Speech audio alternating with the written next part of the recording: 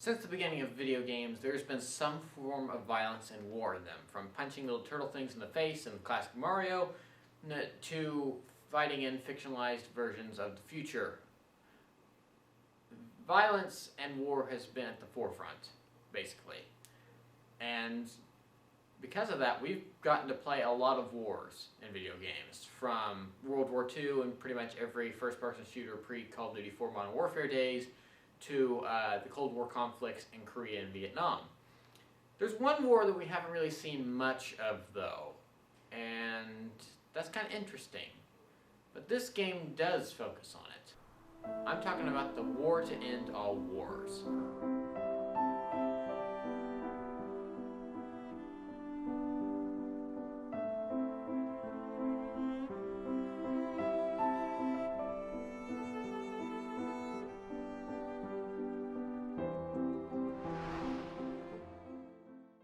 Valiant Hearts: The Great War is a very different type of war game. It's not a first-person shooter. You never actually shoot a gun throughout the entirety of the game.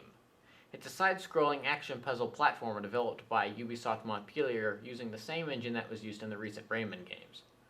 That means that the game is very pretty. It's not pretty in the way that everything looks real, but that the backgrounds look like a painting. Instead of being a 6-hour Call of Duty campaign with giant Michael Bay-sized explosions and set pieces, it's a 2 to 3 hour game that keeps it simple and delivers an emotional experience. The game starts off as World War I actually started, with the assassination of Franz Ferdinand. Europe then declares war on itself, and everything quickly goes to heck. On a little farm in Saint-Mihiel, France, we meet our main character, Emile. After Emile's German son-in-law Karl is deported from France to fight the German army, Emile is soon drafted to fight the French army. While en route to the front, Emile meets Freddy, an American soldier who has a personal stake in the war. However, after a disastrous offensive, Emile is taken prisoner by a battalion of Germans led by Baron von Dorf, the closest thing the game gets to an antagonist besides the war itself. While attempting to fix the Germans' Emile, the camp Emile is in is bombarded by the French army. Emile is thankfully pulled out of the rubble by a German medic dog named Walt. While attempting to escape the camp, Freddy saves Emile and the dog from a tractor squashing them, and the three set off after von Dorf. They soon meet up with Anna, a Belgian nursing student who is searching for her father. It is from here that the game then leads the characters on a wild chase through Europe during some of World War I's most infamous battles. The great thing about this is that the game manages to get you emotionally invested in the characters with very little dialogue. The characters themselves rarely speak full sentences, instead of saying short little gibberish things similar to the early LEGO games. Emile? Huh? Shh. Go! Go! Marie, est-ce que ça va? Finally, there's a relationship with a dog in a video game that you actually become invested in. Eat that, Call of Duty ghosts. Most of the dialogue comes from a narrator that only appears in between levels. He provides most of the exposition for the story, and is a solid enough narrator except for a few occasions where line delivery isn't that great. September 7th, 1914. Taxis drove all night. Anna was proud to help the soldiers reach the front line. With these elements in play, the game takes you on a little emotional roller coaster, as it will have moments of dread and gloominess, and then it'll cause you to burst out laughing as you play a driving level to the beat of the can-can.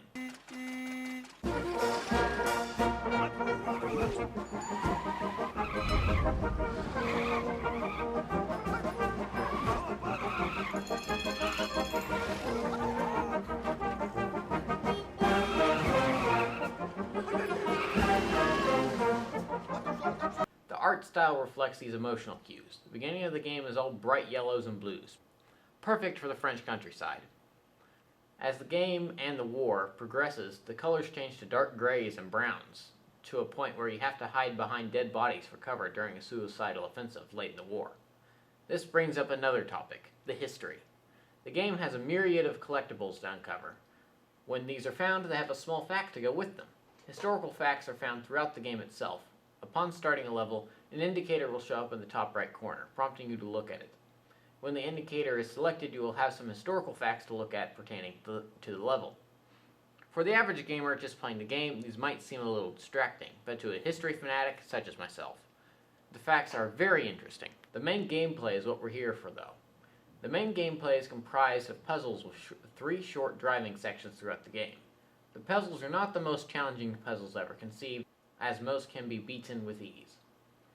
The only section I had a problem with was unlocking a safe. The combination number was hidden in 3 paintings that were in the level, and while I had the right numbers, I had them in the wrong order. Thankfully, a hint pops up if you get stuck for a certain amount of time. The biggest problem anyone will have with the game is timing. If you run too far in a certain section, you'll get machine gunned to death. If you fall behind, then you'll get mortared. If you don't move the car, you'll hit a barrel and crash. A few repeats easily solve the issues as the player gets the timing just right. The only other problem with the game is that there are certain sections where postcard type bubbles will pop up to show you what's going on in another area of the level. These often get in the way of the screen and you can disappear behind them. This makes getting the timing right in these sections harder. So what's the best deal? Well, Valiant Hearts the Great War is a fun little game that isn't really too challenging, but can still entertain you.